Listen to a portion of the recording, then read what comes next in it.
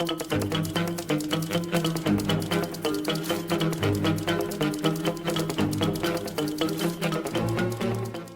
going on, guys? I'm the Filmmaker and I love movies, and welcome back to another video. And yes, welcome 2021. Yes, it's the new year. I hope everyone had a very nice Christmas break and they enjoyed themselves, and let's hope for a better year indeed. Now, welcome back. This is my first video of 2021 and it's going to be looking back on 2020 and also looking forward.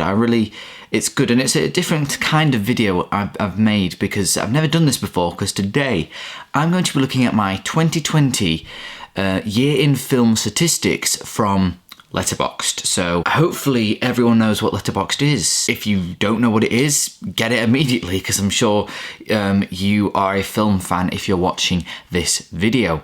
Basically what it is, I've got an account, link in the description, and you can log films. So it tells you, if you log every film that you watch in the year, it tells you how many films you've watched in the year, it gives you statistics on them, and you can rank films, you can rate them, review them. It's really good, and you can also follow people on there as well, so you can see what your friends have been watching, what they rate a film, what they think of the film, where they rank it within whatever it is. If it's a Marvel film, where does that come in their ranking? If it's a Scorsese film, where is it their favourite Scorsese film? You get the picture, and I love it. I've been having this for like 3 years now. I've had this, and it's really great. I love it so much. And so today we're going to be looking through my year in film. Literally, it shows you my year, but in film, which is pretty much my whole year, because I spent a lot of this year watching films for obvious reasons. Lockdown, we'll get into that when we see how many films I actually watched in 2020. So yeah, my first video back for 2021, and my next video, another video kind of looking back, which is really nice as well, as a Criterion video about the Criterion collection. So look forward to that coming up quite soon as well. Remember to stick around to the end as well, because after we go through my year in film 2020 statistics on Letterboxd, I'll be going through many questions that I got sent in from my Instagram friends. I asked people on my Instagram to give me some questions to answer in this video. And if you don't already follow me on Instagram, the links to my social medias are always in the description below. So let's have a look at the statistics. I'm going to start recording my screen now. I almost forgot as well. That would have been bad. Hopefully this works as well. How do I do this? So hopefully this works well for everyone. We are on the main page of my statistics. This is the Filmmaker's Year in Review. And the first set of numbers we've got is how many films I watched in the year, how many of those films I actually wrote a review for, how many lists I've done, how many likes, how many comments I've made on other people's reviews and whatnot, and how many hours I've spent. And so, yes, I actually reached 700 films in 2020. I never thought, when I was going into 2020, January 1st, 2020, I thought this is going to be the year where I would watch the least amount of films, because I have my GCSE examinations coming up. They got cancelled, and then I had a big holiday coming up in the summer. That all got cancelled. So yeah, and I had about 6 months off completely, 6 months free, and I spent most of that time watching films. Technically it's 4 months I had, the other 2 months I was working, and then obviously in September I went back. I actually started college, but I managed to rack up 700 films, which I never thought I would actually do, because I looked at it in the middle of December and I was 30 films to go. I thought, I'm not going to get to 700, and I did, because I realised that I was very close to getting to 700. And I went there. That was my goal to do so. So yeah, I'm just as amazed as you are, and that actually calibrates to 1,359.2 thousand hours. Wow.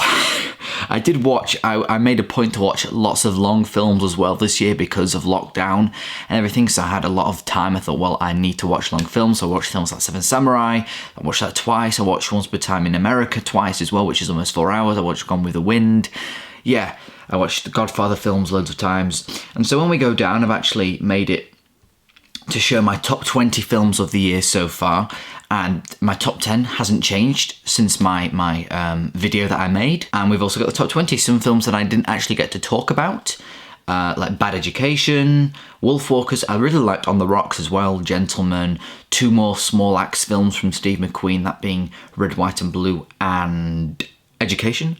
And we've got The Invisible Man at number 20. As we scroll down, we can see my films by the week. And as you can see, I started off strong, and this area here is kind of when I got back to school. In fact, this one here, I only watched one film in that 1 week. And then I think that was the week just before lockdown, because then we pick up 10 films. Then I watched 20 films in 1 week because we're in lockdown. That's crazy. And then all the way through here, it's just COVID. Terrible. But again, I'm off. I actually watched 22 films in 1 week. And similarly, one of my final weeks of 2020, I watched 22. So I never got past that 22 mark. But as you can see, so it also breaks it down for you here. So we've got 700 films. And that means that I, on average watched 58.3 films per month and 13.5 films per week.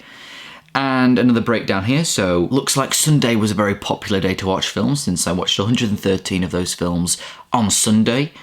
And you're probably wondering why I watched loads of films on Tuesday, since that's sticking out. And that's because, like I said, I was working in July, and I was working about 5 days a week in August, and Tuesday and Wednesday, but that's quite low down. In fact, I think Wednesday is actually my lowest day for films, but Tuesday was my full day off, so I went to town on watching films then, because I was at work 5 days a week and things like that. And obviously the weekends are always very popular. Friday, Saturday, very nice. And here are also some really interesting things. We've got my milestones. So my first film, my last film, and the most watched. So we've got the first film of the year was Silence of the Lambs. Really great film. And it ended the year on Once Upon a Time in Hollywood, one of my favourite films of all time. Absolutely love that film to pieces. Love it so much. And similarly, this is interesting little thing here. My final film of 2019 was Once Upon a Time in Hollywood, and I watched that film with my dad. And then my final film of 2020, like I said, was Once Upon a Time in Hollywood, and I watched that one with my mum. So yeah, it all kind of comes a little full circle there as well. And my most watched films, I watched 2001 5 times. One of those times was actually the audio commentary on the Blu-ray, since I've never watched that. 8.5. A newfound favourite of mine, had to watch that 5 times. Once Upon a Time in Hollywood 4, La Dolce Vita, another Fellini, and Don't Look Now. All films that I would highly recommend. Then as we go down, we've got the genre, countries and language. So the highest genre was drama, which, every film has an element of drama in. And the main genre was drama. And country, of course, the USA, Hollywood, they make so many films and so many, a really fair amount of fantastic ones, like Once Upon a Time in Hollywood and other films like it. But we've also got France and Italy as well behind, and the UK. And I'm very happy to see that on my languages, we've got English, and then second, we've got Italian with 100 films as well. Because I watched a lot of Italian films this year. But I went very much into foreign language films this year. And as you can see, my lowest genre is romance. Yep, that makes sense, very much so. And we've got the breakdown. So we've got, of course, I watched loads of older films. In fact, I watched 630 films that were older. Apparently only 70 I watched for 2020 releases. I also rewatch films almost obsessively, so as you can tell, I've got quite a fair few of rewatches. Well, 262 of the films I watched were rewatches, and then 438 were first-time watches. And then we've got reviewed, no, that's not really important. I'm down here to the stars. These are the people that I've watched most of this year.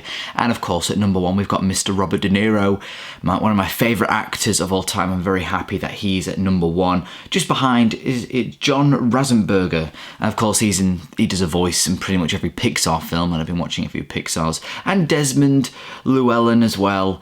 As I rewatched all the Bond films, that's why Lois Maxwell's in there as well, and Bernard Lee, the Bond regulars. Buster Keaton as well, which is nice to see. I watched a lot of his films this year.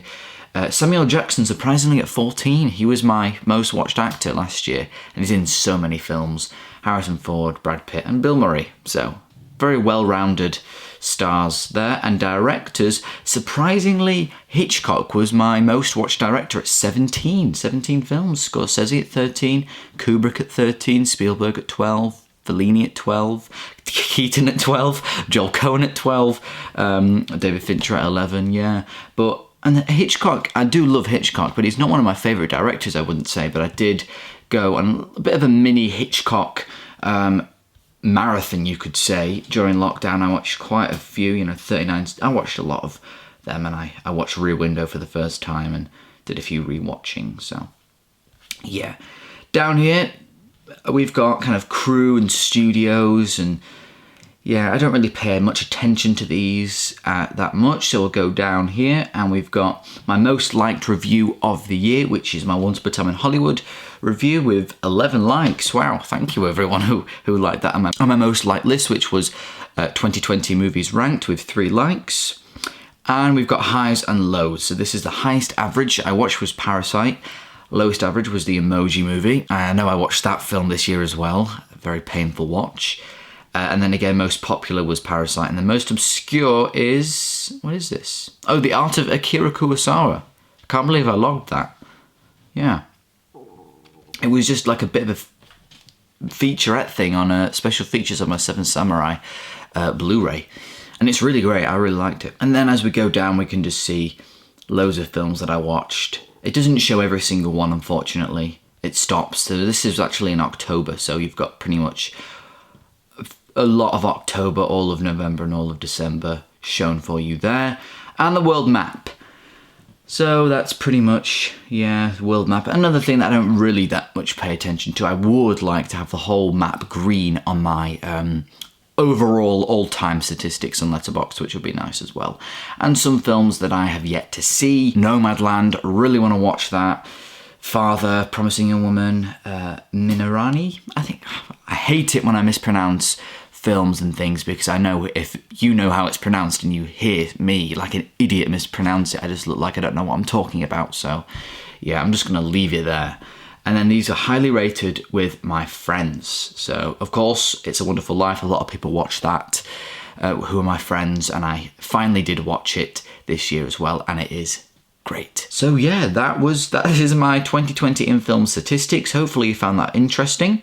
We'll bring it up to the top there. So now we can get on to the Q&A, because I did ask all my Instagram followers to give me a few questions for this kind of year in review, where I look over my statistics and kind of look back on 2020 and look forward to 2021. So let's get into the Q&A right now. Okay, so let's get into answering your questions. And by the way, I just forgot to mention, you're probably wondering, why am I sat here doing this video? Why am I not in my normal setup? Why am I in the kind of the live stream area sat at my desk? And that's just because it's easier to look at the statistics on my desk from my computer.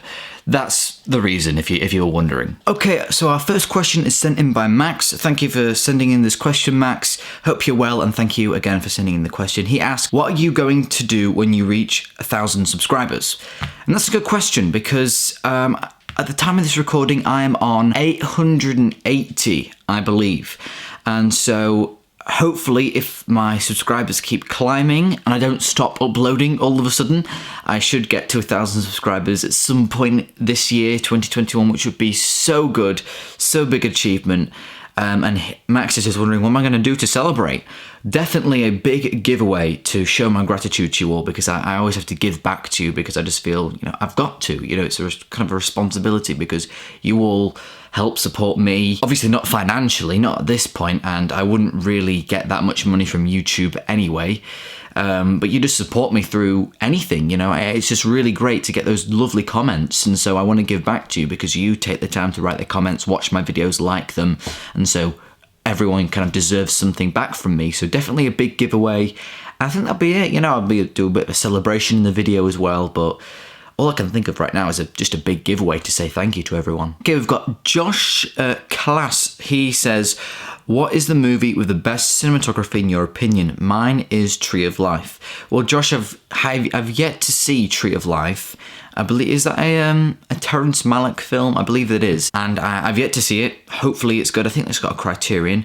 In my opinion, for the best cinematography would be Lawrence of Arabia. There Will Be Blood. That has some outstanding cinematography. And Barry Lyndon. Oh, Barry Lyndon. Oh, God. That is also a very beautiful film. Third Man. That is really well black and white photography. The shadows, the Dutch angles. Love the Third Man cinematography. Apocalypse Now as well. There's also The Assassination of Jesse James by the coward Robert Ford, which is also stunning. That's by Roger Deakins. That's a Western with Brad Pitt in. that is something I'd highly recommend as well. That cinematography, the film is really good. So that one as well. And also The Revenant. I really love The Revenant. That cinematography in that film is mind-blowing. The Children of Men as well. Yeah, those are my top films, with the best looking films I've ever watched. Yeah, definitely those. And Toby the Fab Guy asks, best film you have seen in 2020. Now, I do believe my good friend Movie Worm, or Jordan, he asked a similar question. He asked best first time watch, so a movie from 2019 or older, not from this year. So I believe those two questions are pretty much asking the same thing. And I do have a few great favourite first-time watches that I've gone on to rewatch. 8.5, obviously. If you don't know, I've been raving about that film and the filmmaker Federico Fellini for such a long time. I watched that in January of 2019. And yeah, it's just one of my favourite. It's the only film I watched in 2020 that became a new favourite film of mine. We've also got Pulp Fiction. I know it's hard to believe, but I also watched that in January 2019 as well. There Will Be Blood, another 5-star film. Seven Samurai. I think that... Oh, and La Dolce Vita. They're all films that I give 5 out of 5. Yeah, that I watched for the first time in 2020. Yeah, those are the ones that I absolutely think are fantastic. Lanko asks, what inspired you in film? I can interpret this question a few different ways. Are you asking maybe what inspired me, what film inspired me to make films, or what film I watched inspired me? It's kind of can be interpreted in a few different ways.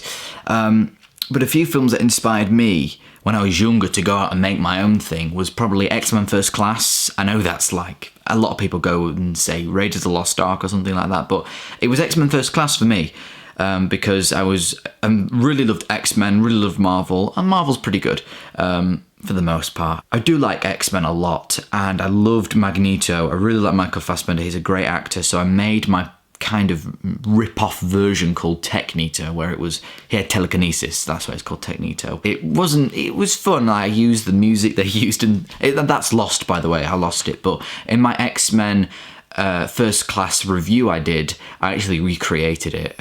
So check that out there if you want to embarrass me, because that's also a very embarrassing video. But also Stranger Things, yeah. I watched Stranger Things when it first came out, and I went off and made my own rip-off version of Stranger Things as well, because I was so inspired by that. And I took off from there, I suppose. Taxi Driver is another one that, when I was developing my film Deadly Obsession, it kind of just came back to me, and because I'd already seen it, and then it kind of was stuck in my head a bit. I rewatched it many times throughout that film.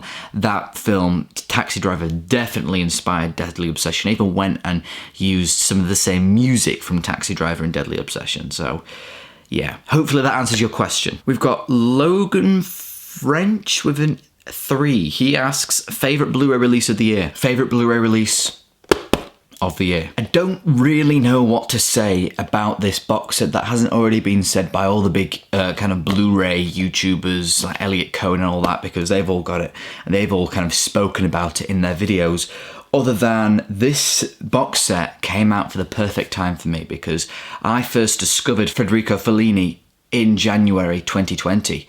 And I went on throughout the whole year to go and watch more of his films. And so it all kind of comes full circle, because at the end of the year, I finally got a box set with 14 of his films in, a Criterion Deluxe box set, no less. And so I think this is just a really nice way to finish off the year as well, by getting this and kind of, again, bringing it full circle. This is, you know, some of the first Federico Fellini films I own on Blu-ray. I don't have 8.5 yet until now. I don't have La Dolce Vita until now in this incredible box set. I absolutely love this. Archie asks, what is your favourite year for movies ever?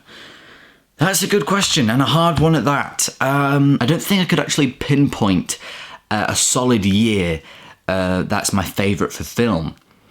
I would go with a decade, which is the 1970s. That's my favourite decade of film, the 1970s. So maybe a year within that, maybe 1973 or 1974. But yeah, I'll go with the 70s. So that kind of answers your question. Sorry, Archie, if you really wanted me to pinpoint a year, but I'd go with 1970s. My good friend Moviebug.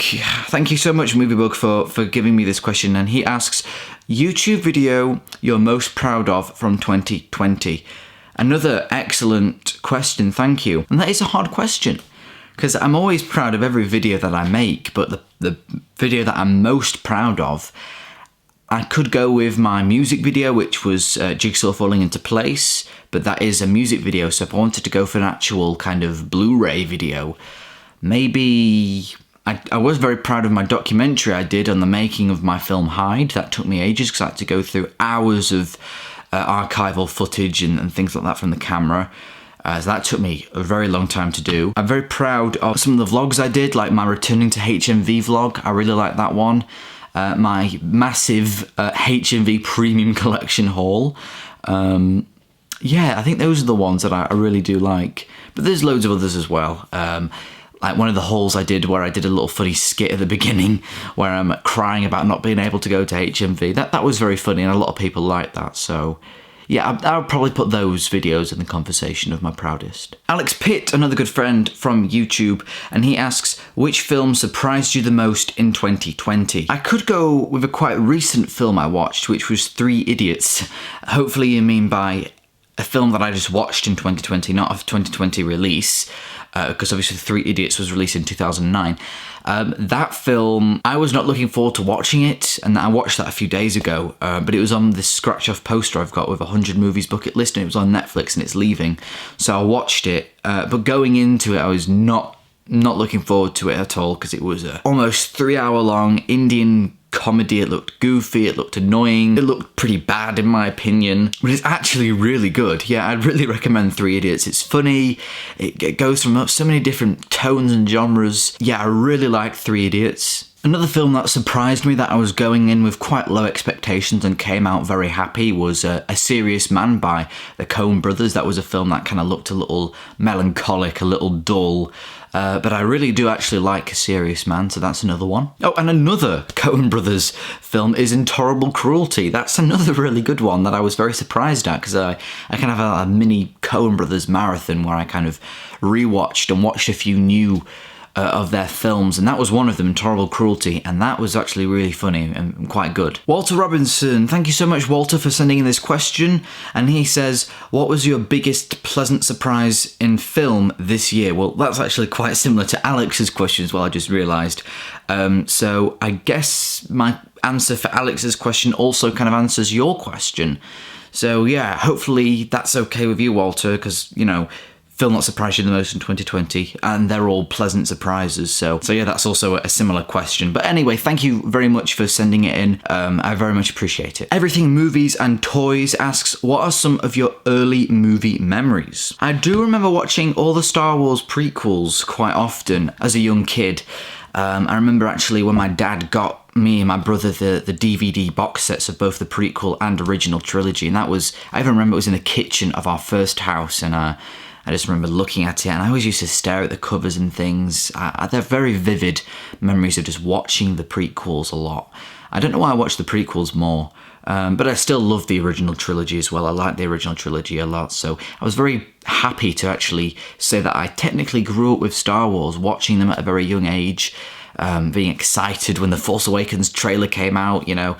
I really like that. I'm very happy that I was able to have that experience. Likewise with Indiana Jones as well, and Back to the Future. I got the Back to the Future DVD at this school fair when I was like in year 5 or something. I got it for 50p, and my parents didn't tell me that there's actually 3 other films.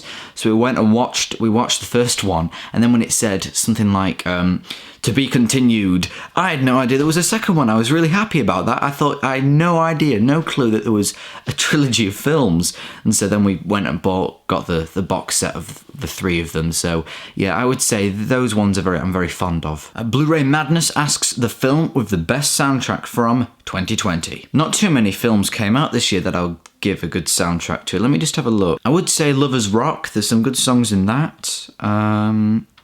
Let's see. Best soundtrack. Well, Mank had some really good music in it. I'll say that. Tenet also had some good stuff in. Apart from that, I can't... The Five Bloods, I liked a few songs in there as well. Yeah, 2020 hasn't been that great for actual good soundtracks, whether it be an original score or a collection of songs. I'm not actually completely confident in those choices anyway, but I'm sure I'm missing out on some great music from 2020 films that I've missed out on that I need to watch, like Nomadland and you know the rest. So yeah. Maddie Butt asks, did you miss going to the theatre or cinema this year? Of course I did. Of course I miss going to the cinema. Yes. Of course I miss going to the cinema. Even more so when I watched Cinema Paradiso, which is a wonderful film. But yes, I missed it so much. Every chance I got to actually go to the cinema during COVID times, I took that chance. Like, it was so good welcoming myself back to the cinema when I watched Tenet with my dad. We went to Cineworld and watched it in IMAX, and it was the first IMAX film I've ever seen, and that was a really great experience in the cinema, which made me so happy to be back. So yeah, I very much miss that experience, and I very much hope it doesn't go away. Like, that would just be the worst thing ever. Chrissy S, I think I'm saying that name right, they ask, what's one movie from this year that you wish you could watch for the first time again? Probably Oldboy. That was quite the experience. Also, maybe There Will Be Blood. That really wowed me. What's another one? Pulp Fiction? Yeah, 8.5. That was a confusing first watch, but a very rewarding upon rewatch. Another question from Chrissy. They say, are there any movies from this year where you didn't get the hype? From this year, do you mean 2020 releases, or just generally I watched this year? I'll probably go with both. Films that I didn't get the hype. Maybe Dick Johnson Is Dead. That documentary, everyone's raving about that. I've seen it and I liked it a lot, but not so much to even get it in my top 20 films. Platform, a lot of people, it's a Spanish film. Loads of people were saying how great that was. And it's solid. Borat 2 as well. That was, yeah. Oh no, The Trial of the Chicago 7. Oh, I do not understand why people love that film so much. I really don't want, they just need to watch Mangrove, people. Watch Mangrove. Trial of Chicago 7 I did not get at all. And this looks to be our final question of the day. It's from my good friend Ollie. Thank you very much for sending this in to me. And he asks, what are your opinions on The Mandalorian, and do you think Star Wars can go much further? Well, to answer your first question, Ollie, my opinion on The Mandalorian, I really do like that show. Yeah, it's a great show. I love the first episode of Season 2. It's probably my favourite episode. But of course, the season finale of Season 2 and the season finale of Season 1 are all spectacular. Yeah, it's a very good show. I enjoy it. Anything Star Wars related I'd watch and hopefully enjoy. And he asks, do you think Star Wars can go further? Now, I'm not sure how to interpret that question, Ollie. Can Star Wars go further? I don't know if you're asking about further in quality or further in the galaxy, but I'm sure they can. Yes, I do think they can. Hopefully that answers your question. So there you have it, guys. That was my 2020 year in review of film, and of course a nice little Q&A to finish the video off there for you. Hopefully you enjoyed this video. It's something new, something different I'm trying out. Maybe I'll do it for my 2021 year in review as well. So yes, thank you all so much for watching. Tell me, if you've got Letterboxd, how many films did you watch this year? And as always, I will see you again in the next video. Bye.